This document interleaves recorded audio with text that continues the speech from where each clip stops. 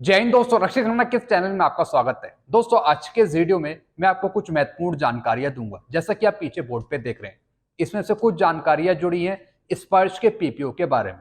कुछ पेंशनर्स का माइग्रेशन स्पर्श पे हो गया, लेकिन अभी तक ओआरओपी 1 का, ओआरओपी 2 का, ओआरओपी 3 का, इवन 7 सीपीसी का भी पीपीओ उनको नहीं मिला। तो दोस्तों, एक तो मैं आपको इसकी जानकारी दूंगा। फिर दोस्तों, अगली जानकारी मैं आपको दूंगा, खुशखबरी आई। आज तक की खबर, आज तक न्यूज ने खबर दी है कि सरकार सैनिकों का लेगी फीडबैक, 1 रैंक 1 पेंशन का। जी हां दोस्तों, आपको ओआरओपी तो मिली, कई पेंशनर्स को नहीं मिली। तो दोस्तों, सरकार आपसे फीडबैक लेगी, आपसे इच्छा जानेगी कि आपको 1 रैंक 1 पेंशन कैसी लगी। तो दोस्तों, एक नई खबर आई है इस पे, वो मैं आपको आगे बताऊंगा। फिर दोस्तों, एक और मैं आपको जानकारी दूंगा ऑनरी नायब सूबेदार के बारे में। ऑनरी नायब सूबेदारों को भी सर्कुलर 568 का एरियर मिलेगा, उनके लिए भी लागू है सर्कुलर 568 का एरियर। तो इसकी जानकारी मैं आपको आगे दूंगा। फिर दोस्तों, एक और मैं आपको जानकारी दूंगा, ऑनरी नायब सूबेदार और रेगुलर नायब सूबेदार का पे लेवल एक ही है, लेकिन पेंशन में बहुत बड़ा डिफरेंस है, बहुत बड़ा अंतर है। इसकी जानकारी भी मैं आपको आगे दूंगा। फिर दोस्तों, कुछ जानकारियां मैं आपको दूंगा एएफटी के जजमेंट के बारे में। बहुत से पेंशनर्स के पास एएफटी के जजमेंट है, लेकिन अभी तक उसका पेमेंट नहीं हुआ पेंशनर्स को। तो इसकी जानकारी मैं आपको आगे दूंगा। फिर दोस्तों, कुछ जानकारी जुड़ी है ओआरओपी 3 के बजट के बारे में। ओआरओपी 3 कितने पेंशनर्स को दी गई, कुछ आंकड़े आए हैं ओआरओपी 3 के, तो ये भी मैं आपको आगे बताऊंगा। तो दोस्तों, बस यही जानकारी है जो मैं आपको देने वाला हूं, इसलिए इस वीडियो को आप शुरू से लेकर आखिरी तक देखिएगा और अपने ग्रुप में भी शेयर कर दीजिएगा। वीडियो में आगे बढ़ने से पहले एक छोटी सी अपील कर रहा हूं, अगर आप पहली बार मेरा चैनल देख रहे हैं या फिर ये वीडियो देख रहे हैं, तो आप मेरा चैनल सब्सक्राइब भी कर सकते हैं, जिसका नाम है रक्षित खन्ना, क्योंकि ऐसी जानकारियां, ऑथेंटिक जानकारियां आपको मिलती रहती है इस चैनल के माध्यम से। चलते हैं दोस्तों, आगे बढ़ते हैं। सबसे पहली जानकारी, स्पर्श के पेंशनर्स के पास पीपीओ नहीं है। ओआरओपी 1, ओआरओपी 2, ओआरओपी 3 और 7 सीपीसी का। जी हाँ दोस्तों, बहुत से पेंशनर्स मेरे से पूछते हैं कि सर, हमारा माइग्रेशन तो हो गया स्पर्श पे, हमारी पेंशन भी बढ़कर आ गई, लेकिन अभी तक हमें पीपीओ नहीं मिला, ना ही ओआरओपी 2 का, ना ही ओआरओपी 3 का, ना ही ओआरओपी 1 का। दोस्तों, ये स्पर्श की प्रॉब्लम है। जी हाँ दोस्तों, जब आपका माइग्रेशन स्पर्श पे कर दिया गया है, तो आपको स्पर्श का पीपीओ मिलना चाहिए था बहुत पहले ही। तो दोस्तों, आपको करना क्या है, आपको एक शिकायत डालनी है। अगर ओआरओपी 2 की आपको पेंशन मिल गई, एरियर मिल गया, ओआरओपी 1 की भी आपको पेंशन मिल गई, एरियर मिल गया, तो दोस्तों आपको शिकायत डालनी है कि आपको पुराने पीपीओ दिए जाएं, ओआरओपी 2 के, ओआरओपी 1 के या फिर ओआरओपी 3 के। दोस्तों, अगर आपका स्पर्श में माइग्रेशन हो गया, तो आपके पास स्पर्श का पीपीओ होना बहुत जरूरी है। अब दोस्तों, उसमें से कुछ ऐसे पेंशनर्स हैं जिनको 7 सीपीसी का भी पीपीओ नहीं मिला। 1/1/16 से जो 7 सीपीसी आया, उसका भी पीपीओ नहीं मिला। इसके लिए दोस्तों, आपको रिकॉर्ड को लेटर लिखना पड़ेगा। जी हाँ दोस्तों, देगा आपको पीसीडीए। इसके लिए आप रिकॉर्ड को लेटर लिखें और एक कॉपी पीसीडीए को भी कर दीजिएगा। तो दोस्तों, आपके पास पीपीओ होना बहुत जरूरी है। अगर आपके पास स्पर्श का पीपीओ नहीं है, तब दोस्तों दिक्कत की बात है, क्योंकि आजकल के टाइम में पेंशनर के पास पीपीओ होना बहुत जरूरी है, क्योंकि पीपीओ में सारी डिटेल होती है, आपकी वाइफ की, आपकी रैंक, पेंशन, एड्रेस, नॉमिनी, सारा कुछ होता है। तो पीपीओ आप जरूर मंगवाएं शिकायत डालकर। चलते हैं अगली जानकारी की तरफ। खुशखबरी आई, आज तक न्यूज की खबर। जी हाँ दोस्तों, मैं आपको एक साइड में खबर दिखा रहा हूं, आज तक ने ये न्यूज छापी है। क्या लिखा है, ओआरओपी पर सैनिकों का फीडबैक लेगी सरकार।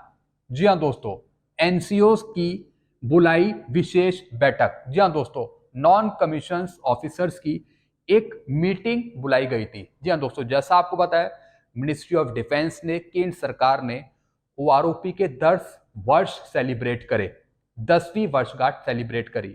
तो दोस्तों, उसी में यह निर्णय लिया गया था कि जो पूर्व सैनिक हैं, जिनको ओआरओपी दी गई, उनसे फीडबैक लिया जाए, उनकी इच्छा जानी जाए कि 1 रैंक 1 पेंशन उनको लगी कैसी। दोस्तों, ये आपके पास बहुत ही सुनहरा अवसर है ओआरओपी की विसंगतियां गिनाने के लिए सरकार के पास। जी हां दोस्तों, अभी फिलहाल दोस्तों ये मीटिंग हुई नहीं है, लेकिन आगे ऐसी प्लानिंग बनेगी जिसमें पूर्व सैनिकों को बुलाया जाएगा। मिनिस्ट्री ऑफ डिफेंस के साथ, रक्षा मंत्री राजनाथ सिंह जी के साथ एक मीटिंग आयोजित की जाएगी, जिसमें आप अच्छी तरीके से ओआरओपी की विसंगतियां बता सकते हैं। और दोस्तों अगर सरकार चाहे तो उन विसंगतियों को दूर कर सकती है। तो दोस्तों ये खबर आई है आज तक न्यूज की। इन्होंने बताया कि एनसीओस की कुछ मीटिंग आयोजित हुई थी, तो उसमें ये निर्णय लिए गए थे कि पूर्व सैनिकों से, पेंशनर से फीडबैक लिया जाए ओआरओपी का। रक्षा मंत्री पूर्व सैनिकों के साथ करेंगे बैठक। जी हाँ दोस्तों, वैसे इससे पहले भी कई बैठकें हुई हैं रक्षा मंत्री जी की पूर्व सैनिकों के साथ, लेकिन दोस्तों कुछ निर्णय नहीं आया, कुछ विसंगतियां दूर नहीं हुई। अब दोस्तों देखते हैं कि आगे आने वाले टाइम में जो रक्षा मंत्री जी बैठक करेंगे पूर्व सैनिकों के साथ, उसमें किस तरीके से वो पूर्व सैनिकों की समस्या सुनते हैं। जी हाँ दोस्तों, तो दोस्तों अगर आपको मौका मिलता है तो सारी विसंगतियां आप गिनाएंगे ओआरओपी की, जितनी भी प्रॉब्लम्स है। और दोस्तों रक्षा मंत्री से आप आश्वासन लेंगे कि आप इन विसंगतियों को दूर करें। जितनी भी विसंगतियां हैं, चाहे वो एक्स ग्रुप की हो, चाहे वो वाई ग्रुप की हो, या फिर जेसीओस की हो, एससीओस की हो, कुछ भी हो, ए टू जेड आपको विसंगतियां गिनानी है रक्षा मंत्री जी के सामने, ताकि रक्षा मंत्री जी संज्ञान ले और विसंगतियों को दूर करें, ताकि आगे चलकर जब ओआरओपी 4 आए तो उसमें कोई भी विसंगति ना हो।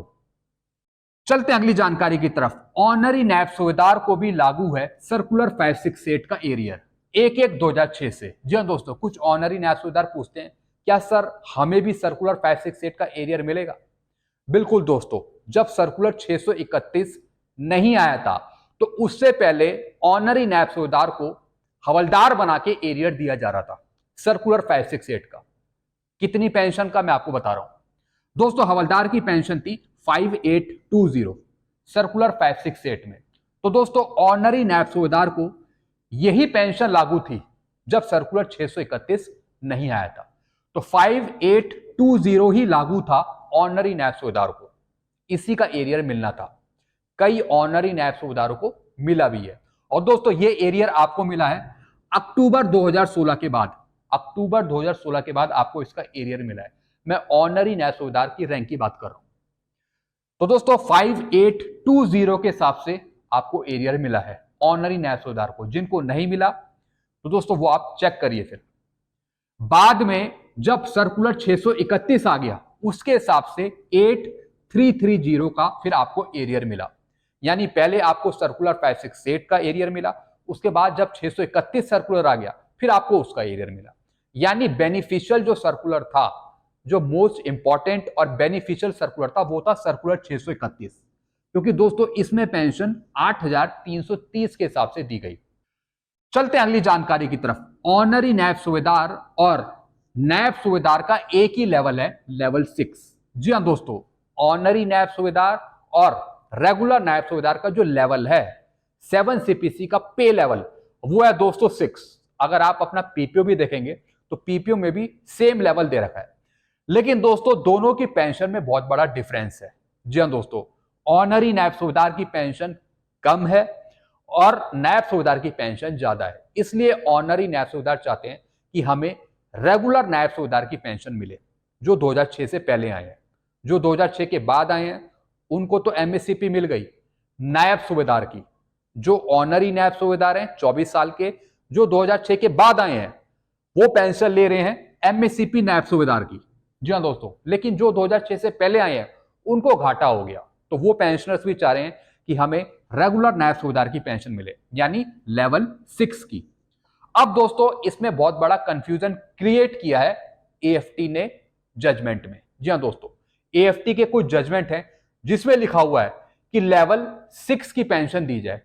भैया लेवल 6 तो ऑनरी नायब सूबेदार का भी है, तो क्या ऑनरी नायब सूबेदार की पेंशन दी जाएगी? बल्कि मिलनी चाहिए थी नायब सूबेदार की। तो दोस्तों जितने भी एएफटी के जजमेंट है, मैं सभी एएफटी से गुजारिश करता हूं, उनके जजों से गुजारिश करता हूं, उनके वकीलों से गुजारिश करता हूं कि जब भी आप पेंशनर्स के फेवर में कोई निर्णय दें तो साफ सुथरा क्लियर जजमेंट दीजिए। उसमें यह लिखिए कि रेगुलर नायब सूबेदार की पेंशन दी जाए, पेंशन डिस्बर्सिंग एजेंसी के द्वारा, रेगुलर नायब सूबेदार की, नायब सूबेदार की। क्योंकि दोस्तों यहां पे लेवल का कंफ्यूजन है, क्योंकि लेवल 6 दोनों रैंक का है, ऑनरी नायब सूबेदार का भी और नायब सूबेदार का भी। तो ऑनरी नायब सूबेदार को रेगुलर नायब सूबेदार यानी लेवल 6 की पेंशन मिलनी चाहिए। चलते अगली जानकारी की तरफ। एएफटी के जजमेंट आ गए हैं लेकिन पेमेंट नहीं हुआ, पेंशनर्स परेशान। जी दोस्तों, बहुत से ऐसे जजमेंट है जो पेंशनर्स के फेवर में है, जैसे कि नोशनल इंक्रीमेंट का। मैंने आपको पहले एक जजमेंट दिखाया था जो पेंशनर 2006 से पहले आए थे, वीके गांधी जी का। उनके फेवर में जजमेंट आया था कि उनको नोशनल इंक्रीमेंट दिया जाए, लेकिन अभी तक नहीं दिया। ऐसे कुछ और पेंशनर्स हैं जिनके फेवर में जजमेंट आया है डिसेबिलिटी पेंशन का, लेकिन अभी तक डिसेबिलिटी पेंशन चालू नहीं करी। ऐसी और भी जजमेंट है, जी हां दोस्तों, एडिशनल पेंशन को लेकर एएफटी ने जजमेंट तो दे दिया कि पेंशनर्स को दिया जाए एडिशनल पेंशन, लेकिन अभी तक नहीं दिया। ऐसी और भी केस हैं जो पेंशनर्स के फेवर में हैं, लेकिन उनको उसका फायदा नहीं मिल रहा। दोस्तों मैं यहां पे अपील करूंगा एडवोकेट से, वकीलों से, जो पेंशनर्स का केस ले तो लेते हैं, जजमेंट भी उनके फेवर में करा देते हैं, लेकिन पेमेंट नहीं दिलवा पाते। सिर्फ जजमेंट लेके छोड़ दिया, पेंशनर्स को जजमेंट थमा दिया कि भैया आपका जजमेंट आ गया आपके फेवर में, आप ये रखिए। पेंशनर्स को भुगतान हुआ है नहीं हुआ इसकी जानकारी वकीलों को नहीं है, एडवोकेट को नहीं है। तो मैं अपने चैनल के माध्यम से वकीलों से, एडवोकेट से ये मैं प्रार्थना करूंगा, अपील करूंगा कि अगर जजमेंट आपने पेंशनर के फेवर में करवा दिया तो उसका पेमेंट भी फिर आप करवाइए पेंशन डिस्बर्सिंग एजेंसी से कहकर, ताकि पेंशनर्स को बाद में परेशानी ना हो। अब दोस्तों कई बार होता क्या है, पेंशनर्स के फेवर में जजमेंट आ जाता है लेकिन पेमेंट कई सालों तक होता नहीं है, वकील भी इधर उधर चले जाते हैं। तो दोस्तों आप वकीलों का पीछा तब तक ना छोड़े जब तक वो आपको पेमेंट ना करवा दे। और मैं वकीलों से भी कहूंगा कि जितने भी वकील हैं जो पेंशनर्स का केस लेते हैं, भले ही जजमेंट वो पेंशनर के फेवर में आता है, लेकिन उसका पेमेंट भी, फाइनल पेमेंट भी वो पेंशनर्स को जरूर करवाएं पेंशन डिस्बर्सिंग एजेंसी से, चाहे वो रिकॉर्ड हो, पीओआर हो, स्पर्श हो, चाहे बैंक हो, ताकि पेंशनर्स को जजमेंट के साथ साथ उसका पेमेंट भी मिल सके। चलते हैं दोस्तों अगली जानकारी की तरफ। ओआरओपी 3 का बजट 6,700 करोड़ था। दोस्तों जैसा आपको पता है, पहले इस पे एक बजट निर्धारित हुआ था कि इतना बजट एस्टिमेट हो सकता है ओआरओपी 3 का, कितना, 6,700 करोड़। लेकिन दोस्तों कुछ मीडिया पे ये बात निकल के आई कि ओआरओपी 3 जो पेंशन टेबल बनी उसका बजट निर्धारित था 6,700 करोड़। इसका फायदा जो मिला पेंशनर्स को कुल मिलाकर, वो पेंशनर्स थे 21.56 लाख। जी हां दोस्तों, ऐसा मीडिया रिपोर्ट में कहा गया है। अब दोस्तों मैं आपको कुछ आंकड़े गिनाना चाहूंगा। जैसे जैसे आपकी ओआरओपी रिवाइज हो रही है, उसमें से पेंशनर्स की जो स्ट्रेंथ है, संख्या है, वो कम होती नजर आ रही है। यानी आधे पेंशनर्स को ओआरओपी का फायदा मिल ही नहीं रहा है, जिसके लिए ओआरओपी बनी हुई है उसको फायदा मिल ही नहीं रहा है। ये सबसे बड़ी प्रॉब्लम क्रिएट हो रही है। दोस्तों मैं आपको आंकड़े समझा रहा हूं, आप सही से समझिए। अगर दोस्तों हम मीडिया रिपोर्ट की बात करें तो इनके आंकड़े क्या कहते हैं ओआरओपी के अनुसार। ओआरओपी 1 में 20.60 लाख पेंशनर्स को बेनिफिट मिला। ओआरओपी 2 में फायदा मिला कितना, 25.14 लाख पेंशनर्स को। जी हां दोस्तों, 25 लाख के आसपास पेंशनर्स को फायदा मिला ओआरओपी 2 में। ऐसा मैं नहीं कह रहा हूं, ऐसा आंकड़े बताते हैं जो सोशल मीडिया पे आए हैं। अब दोस्तों ओआरओपी 3 में बताया जा रहा है कि ओआरओपी 3 का फायदा लगभग 21.5 लाख पेंशनर्स को मिला, 21.5 लाख। यानी धीरे धीरे जो स्ट्रेंथ है ओआरओपी लेने की वो कम होती नजर आ रही है। जी हां दोस्तों, पहले 20 लाख था ओआरओपी 1 में, ओआरओपी 2 में 25 लाख हो गया और ओआरओपी 3 में वो 21 लाख हो गया और बजट भी कम हो गया। कितना हो गया, 6,700 करोड़।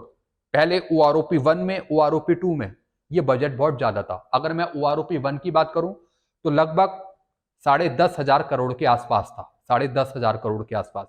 अगर मैं ओआरओपी 2 की बात करूं तो लगभग 8,500 करोड़ के आसपास।